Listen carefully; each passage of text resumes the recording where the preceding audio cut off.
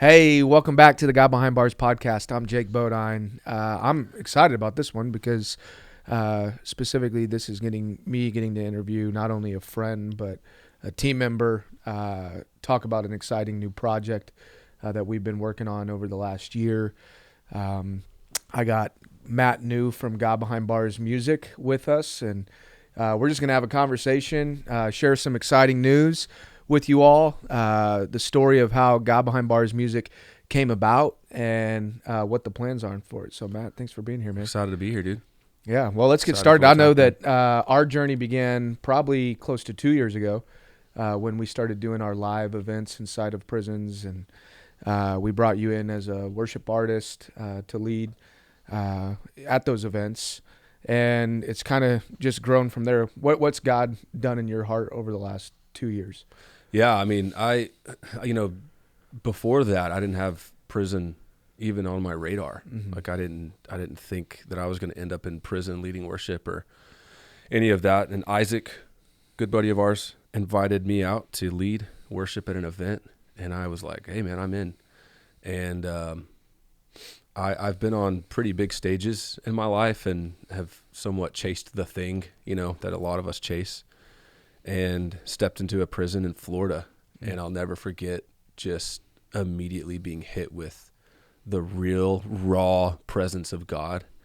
Some of the things that God did in my heart at that prison, I'll never forget. Like, it just marked me. I came back, and I didn't know how to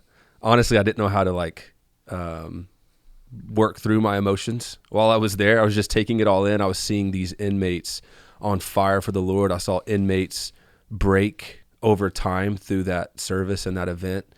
I experienced just the presence and grace of God in a place that could feel really, really dark, like I'd never experienced before. And I honestly got back, and my wife was like, "How was it?" And I'll never forget, we sat down for dinner. We went to a Thai restaurant. This is how vivid this is. We went to a Thai restaurant. I'm sitting there next to my son, my wife, and my other son, and they're waiting for the story. And I look up at my wife, and I just start crying. And I was like, "I'll be right back." I went to the bathroom and just let out like a deep soul cry. And that started this journey of God doing this like deep work in my heart of, again, I've led in churches. I tried to do the whole artist thing. I've chased so many things in my life. And this took me back to when I was 15, 16 years old. And all I wanted to do was just worship Jesus. Like, all I wanted to do was be in a room full of people who love him and lift and glorify his name. And I've been a part of those, but there's something about prison, and you guys have experienced this. What do you think that emotion is tied to? I think for me personally, I always say this, when I walk into a prison, men and women's prisons are different for me, and I get different types of emotions from both, but I have to just check myself because I'll just cry the whole time. Men's prison, I see myself in them. Like I'll never get over that. I'll talk to an inmate sometimes, and I'm just like, you know why? Because you matter, and we're all one decision away. Like, we're all broken, and I see myself in them, and I see them as young boys. I see that their life most likely stopped when the trauma started, and for a lot of them, that's 7, 8, even younger, 9, 10 years old. And there's just an immediate love and grace. I can only explain it as supernatural in me that just automatically just overflows with love for these men. So it's the emotion of love and grace and forgiveness and just wanting to just embrace these guys. And it's the emotion of just deep brokenness. I think Jesus weeps at how broken prison is and how broken maybe even our system is. And so all of that floods in. Now, a women's prison, not to belabor this question, but a women's prison is different. And this is really odd to say, but it's that same emotion, but I see my wife. I see these women, and I'm immediately filled with just this heaviness of this is a female child, a daughter of God, who most likely has been wronged or had to fight for something or was never told that she was loved or never told that she was cherished. And so she found that in something else or in somebody else. And she ended up there in that prison, in that situation. And so it's a different kind of emotion, but overall, why I keep coming back to is when you experience the life change that we get to experience in prison, I don't know another place that's like it. Yeah. It's my favorite thing. Which we've gotten to experience quite a bit of those, especially with different revival events where we've taken God Behind Bars music live inside of these institutions and done these big yard events. And I'd say that the one that really kind of sparked the official idea of God Behind Bars music was our event at San Quentin. Yeah. And when we watched literally an entire yard of incarcerated men flood forward to our stage literally all day. I think we started at 8 o'clock, 9 o'clock in the morning and didn't wrap up until about 9 o'clock at night. And it was just a day full of worship, us getting to bring messages of hope from different speakers. You led one of the most famous songs that has ever been written called Goodness of God.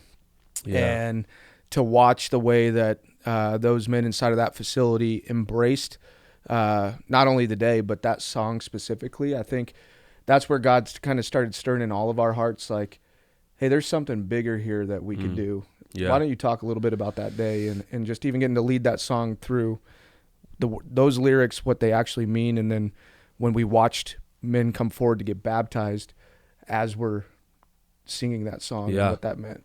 Yeah, I think I remember even at that event, it was probably you, I think, the evening was just, I don't think it could have been a more perfect evening, even down to the weather. Mm-hmm. So God's grace on that event was incredible.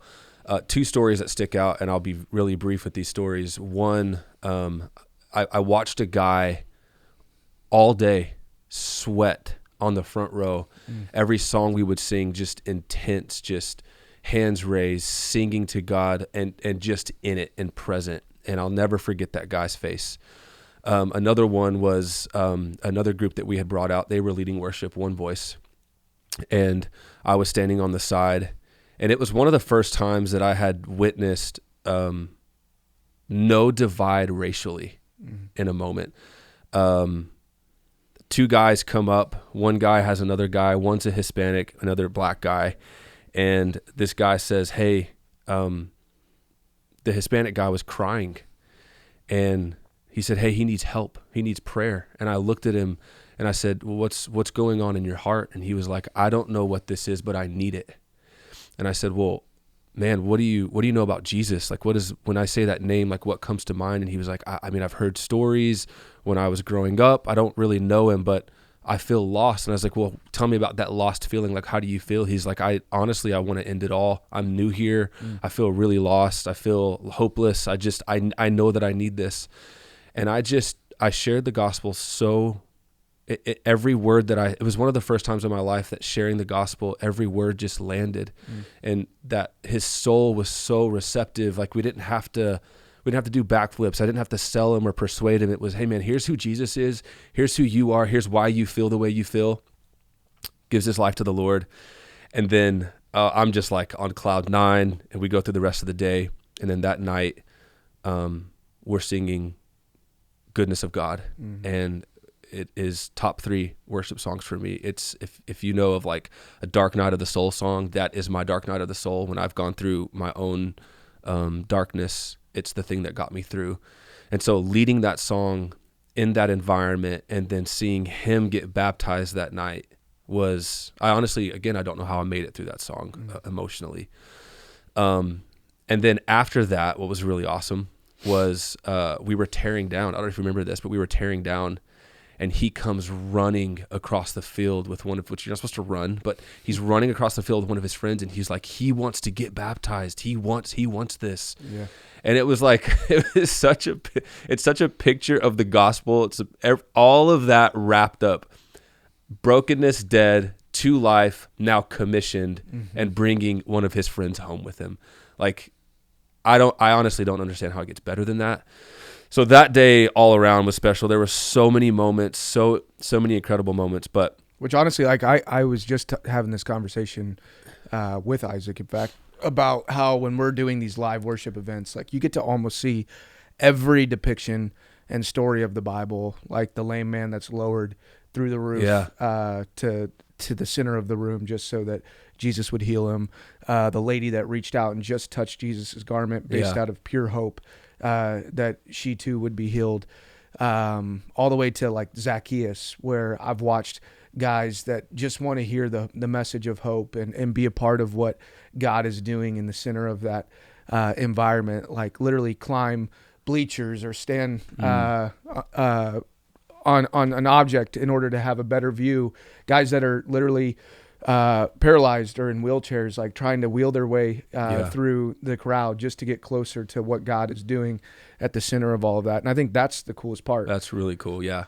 I've thought about that often too. One of the stories I think about when I go to a women's prison is Jesus drawing in the sand, any of you without sin, cast the first stone. And bringing in, I don't know if this is one of your favorite things, but one of my favorite things is like bringing guests in. And they're like, what's it going to be like? Like, what's prison like? They have all these like theories of what they've seen in movies. Yeah. And you bring them in. We just did this. We got to bring in a really good friend of ours, and he just was a mess. Like when he left, he texted me. He was like, that was life-changing. I don't know. I'll never forget this. Well, I think that there's like two things that go on there. One is you realize that these people are just people. Mm-hmm. Yeah. Like there's no difference between you, I, maybe our life circumstances look different. Maybe our upbringings look different. Our socioeconomic status may have been different. But at the end of the day, like you peel back all of that and they're just people. Yeah. Then two is, like you said, like many of them you can see yourself in. Yeah. And that, I think most importantly, I see myself in, and they challenge me in their faith, in their belief, in their hope, in their worship. I think it's so easy as a believer to find yourself on Sunday morning holding your latte in a group of other believers, and where this has just become routine. Yeah. Like every time I'm inside of a prison worshiping alongside of these men and women, it is fully abandoned, heart surrendered, everything I have, all I have to give, literally, in a moment of worship. And it challenges me. It challenges, like, for instance, this guy at Angola just got denied parole. And he's one of the, probably the most looked up to spiritual leaders inside of that facility. And his heart was, maybe there's the blessing in the waiting. Like, it would be so easy to become defeated. Right, his kids have grown up. They're now adults. He's missed out on major milestones. Like, hey, God, I've done everything I possibly could do to be different, to live different, to model different. And yet I'm still not granted my freedom. It'd be easy to get bitter. It'd be easy to get angry. But his heart was, the blessing is in the waiting. Yeah. And I'm going to keep that at the forefront of my mind, the hope that God is going to bring a blessing. He's going to bring, I'm here for a reason. Maybe it's one more. In fact, he said that, one more. Maybe it's one more that he needs to lead to Christ before he gets granted his freedom. But either way, he was content and fully trusting that God had his plan and his will for his life. And so, like, just those moments is what challenges me every single day, because it's so easy to be like, why this, why that? Look at what I do. Look at that. But that's a heart posture. Yeah. And his heart posture was pure. It was genuine. It was right. And those are the things that I take away when I'm inside those facilities. I leave in my, like, that increases your faith. Yeah. I leave and my faith is increased. And another thing too, like what y'all have built, when I first started coming in, being new, there was something so relieving about being a part of something that my name wasn't attached to. If you walk into prison with an ego, it's going to get sniffed out pretty quick, right? Yeah. It just doesn't survive. Like it doesn't have the oxygen to breathe. There's nothing to bounce your ego off of, or you're with inmates, and you're broken yourself. Yeah. That was one thing that I loved. And even stepping into the music side of this is, man, I can't imagine anything better to attach myself to and uplift. It's not Matt New's music, right? It's not Matt New, the artist. It's how can I contribute to this thing that's a collective that's for these people. I honestly can't think of a better group of people. I love, again, just to wrap that side of it up, I love being in the room with these guys because my view of them before I went was I'm going to come across these hard, bucked up dudes that are, man, the first thing you notice when you walk in, man, thanks for being here. Yeah. I can't believe you'd come. Where are you Gratitude, from? yeah. Oh my gosh. Everything is just so gratitude is real. Forgiveness is real. Unity is real. Surrender is real. Everything is flipped upside down. I can go on and on about this, but like surrender in prison outside of faith is weakness, right? It's vulnerability. You're not supposed to be vulnerable in prison. But when Jesus steps on the yard, when Jesus steps in the room, I can get emotional talking about it. It breaks those walls. All of that breaks down. Yeah. No, I agree. And honestly, going back to that San Quentin event, I think that us walking away from that and hearing the way that some of those songs were sang and in the context in which we were sitting, we all came away from that as, man, maybe we could use music as a tool. Yeah. Like a tool for many, many different groups, but specifically this group of people. Like, why not write worship music that is from their worldview, their perspective, things that we are inspired by through the conversations that we've had with each and every one of these individuals as we walk these yards. But two is like also give them a voice to the world. Like some of the conversations that I've had is with guys, especially the ones that are doing life, is like, man, I will never have the opportunity to leave my mark on the world. Yeah. And I think that what really fired me up through all of our team's discussions was, hey, this is an opportunity for them to all contribute collectively to having their mark on the world. Like, let's bring their voice, their worship to the world. And so that's really where God Behind Bars music came about 2 years ago. Was we want to write music that's for the incarcerated, inspired by the incarcerated, and then echoing their voice to the world. Yeah. And so over the course of the last year or so, as we've embarked on that journey, why don't you just explain what that's looked like, how we've gotten here, the heart behind it, and then hopefully what's to come. Yeah. And just to touch on that, when we were first starting, and I was even thinking through, like, if I'm going to step into something, what's the why, right? Like, why are we doing this? And just to brag on this organization briefly, not once have I felt like we're doing this or we're stepping into the music space to prove anything. Like we're not trying to become the next big thing. Like that's a waste of our time, and that'd be a real big waste of my time. And I've just been so enamored and excited that that's not what we're after. What we're after is, you and I have had so many conversations where we might start veering off because of Nashville or the thing or whatever, but we always come back to the center of no. This is about inmates. This is about what God is doing in prison, and coming back to that center has just it's kept me going. And I know there's so many things that the enemy is just trying to just like trip us up and disunify us and all these things. But what's happening, I am a firm believer. I've said this a lot, just personally. I am a firm believer that through what God is doing in prison, what God is doing in prisons will have implications on the church in the West and globally. Yeah. And it is just like the Lord to use the least of these to do it. Yep. It's woven throughout Scripture. That excites me. And when you attach music to that, the creative art, the ability to put songs and melody to the stories that we're witnessing and the life change that is and the revival that's happening in prison, that's what we're after. And I think in the beginning, as we were trying to, we started this over a few months ago now. And I think at the beginning we were getting our footing, and we were trying to figure out, like, how do we do this? Who do we need to get connected with? We found ourselves in a lot of writing rooms that were all incredible, meeting all these incredible people. What we realized was a little bit sideways was not the people we were meeting with, because they were all incredible and we were falling in love with these guys.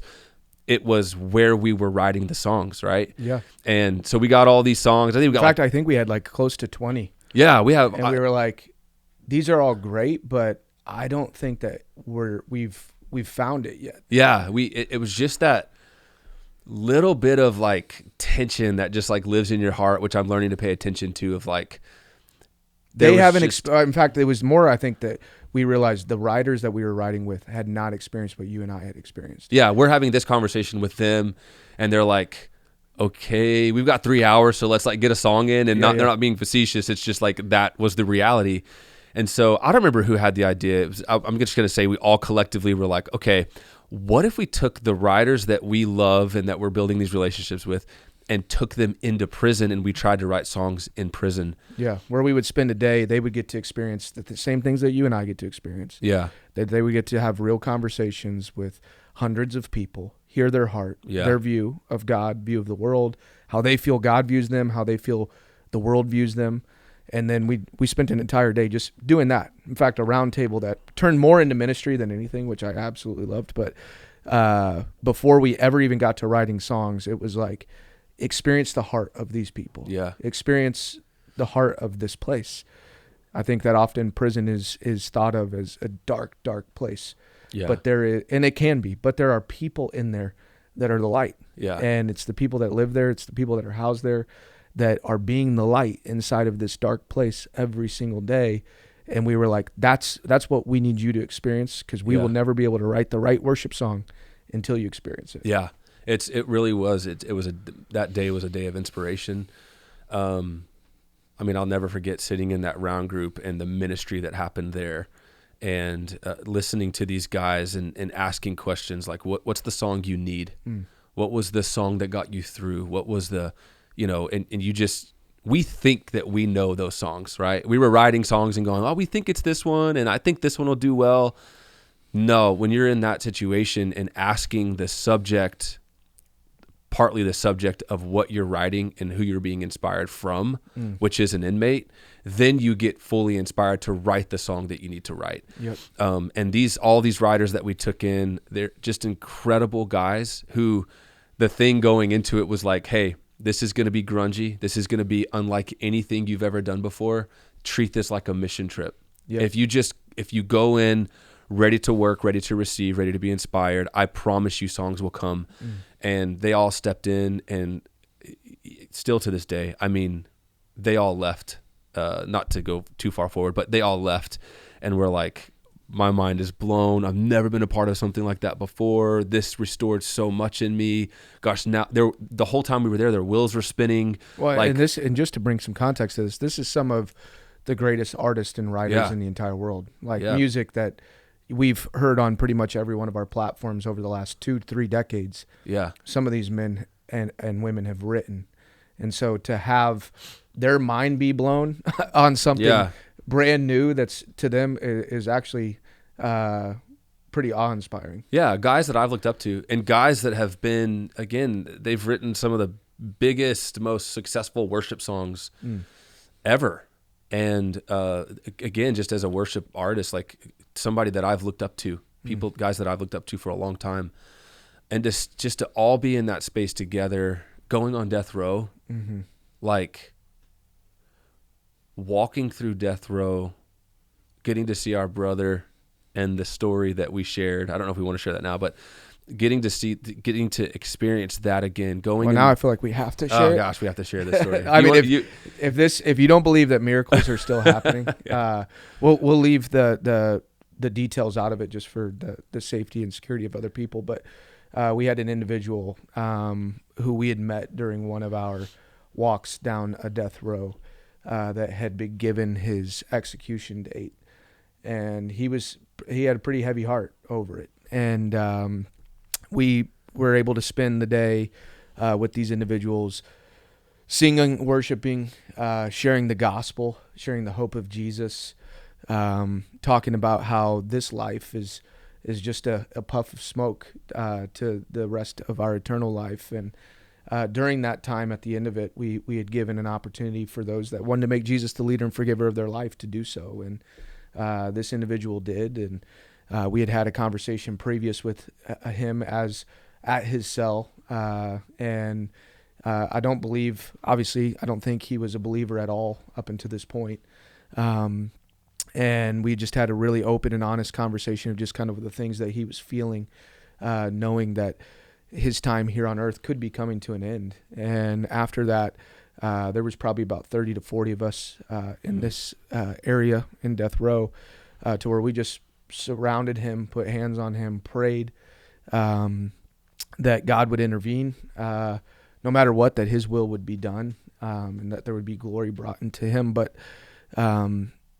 we prayed for intervention, and we prayed for specifically that this man would be given a second chance.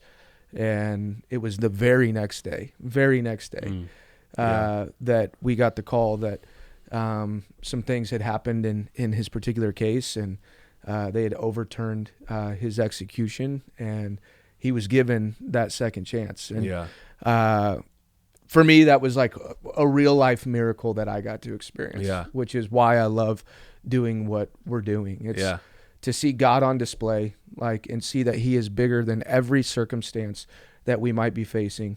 And that the verse in Jeremiah where he has plans to prosper us. Even when we look like we are at our end, then it's the dead end to possibly our life or to our future or to whatever, that he's still in the midst. He's still working. Even when we can't see him or feel him, he is still working. And that's what I love about doing what we get to do. And I remember I was on a walk and you called me, or you texted me, you're like, call, or you called, I missed it. You're like, call me now. And I was like, oh, Jake's got something. And oh man, I'll never forget that moment and seeing him again. And getting to celebrate with him. Because we did. And we got to go back a few weeks after that and to just see his demeanor and the joy that was in him. And the peace. And I think that the realness that, like, hey man, this God that you talk about or did talk about to me, like, he's real. I think it was solidifying for him as well. And again, it reminds me, it goes back to the music thing. Who's asking on their behalf? Jesus, over and over, you have not because you ask not. If you ask, I will do it. If you ask in my name, I will do it. Who's asking for them? Who's writing for them? Who's creating things for them? So even to go back to the music thing, like that inspired Day 2, which was taking these writers and splitting up into writing groups. And we could both attest, we've been writing for 6-7 months up to this point. We're working for songs. It's like 3 hours and we're just like, oh, what's that bridge? And fighting for it. These songs were like handed to us from the Lord. I think that literally, it was best said that we went with the expectation that songs were going to be written. But during that week, those songs were given. These were given from God. In fact, in one day, on average, we would write 1.5 songs in a full day.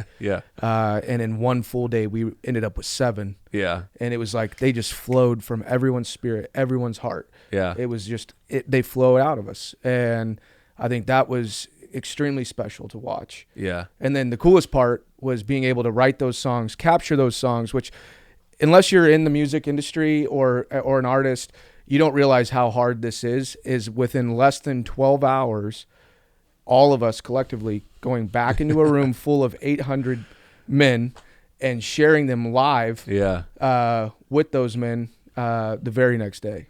I mean, to write the songs and then the third day to go in and share those with these guys, that was a miracle on it in and of itself, because that's a very hard feat. And all in all, to see how the inmates there responded to the songs, this was all an experiment, right? This was all just faith. It really was. It was faith. And to see how the guys responded and the ability for us to say, hey, these are your songs. The worship leaders in the room that are inmates saying, hey, y'all get to lead these songs. We're going to give y'all the music to these songs to lead them yourselves. These songs are coming from this place. You said it earlier, like the whole point and the whole vision of this is that songs are inspired by inmates. It's for the first time they're a part of something that's actually bringing change to the world. And I mean, gosh, it's flipping the script. It is. It's often we feel like, hey, we got to go and do ministry to those that are in prison. But I believe that there's many in prison that have a voice, a heart, and a testimony that could be giving ministry to the world. And that's really what this is about at the end of the day. And there's very little difference. We say this too. There's very little difference between spiritual imprisonment and physical imprisonment. So the fact that these are coming out of a physical place like prison and going to reach people who are imprisoned in their heart or in their mind, or enslaved or enchained to sin, or they can't get out of the rut. Like, it's like I said, and I truly believe this in my heart, it's just like the Lord to use the least of these to bring that change and that hope to the world. And so that's what I'm just so excited that we get to be a part of this. And well, I know that other people are excited too. And so why don't we just officially announce right here on this podcast for the first time ever what's coming on October 24th? Because I think no, I want to give you the honors. But I think there are people out there that are like, dude, how do I experience that? Can you show me more? Can I hear more? All of that. What's happening this month? Yeah, October 24th, we are releasing all of those songs that we wrote from Angola, live in Angola. We are releasing to the world. Come on. In our very first Volume 1 Live from Angola EP. I love it, man. Yeah, it's mind-blowing. What's your prayer for this EP? My prayer is two things. One, that churches would lead them. I think there's something powerful about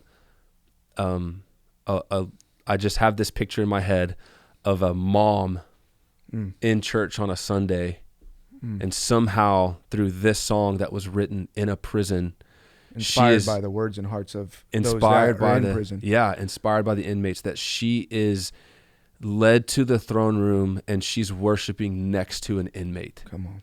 Think about that, like flipping the script. That's different. That doesn't happen, but it's going to.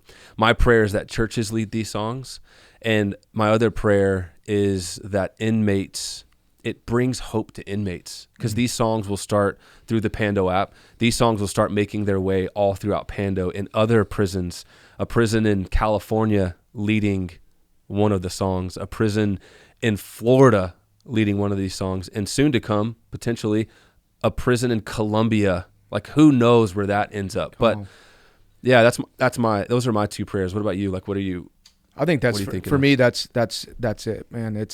Can we inspire the world through the hearts and minds of these individuals that are incarcerated, and what God is doing in their lives, continuing to tell the story of what God is doing behind prison walls, but also give these men, these women, something that they can sing and worship that is tied directly to their heart and mind, the things that they've been feeling, the things that they've been seeing, the way that God's been working in their life, the things that they've come from, all of that encompassed through music, and letting that be their expression, that they get to go to the throne and worship. And so, I'm excited about this EP dropping on October 24th. In fact, if you're listening in the mainstream market, I want to encourage you just to go to godbehindbars.com and pre-save the EP, because I promise you it's going to bless you.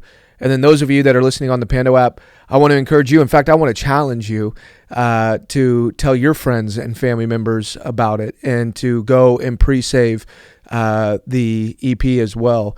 You can do that at godbehindbars.com. They can do that at godbehindbars.com. They'll see it right on the homepage.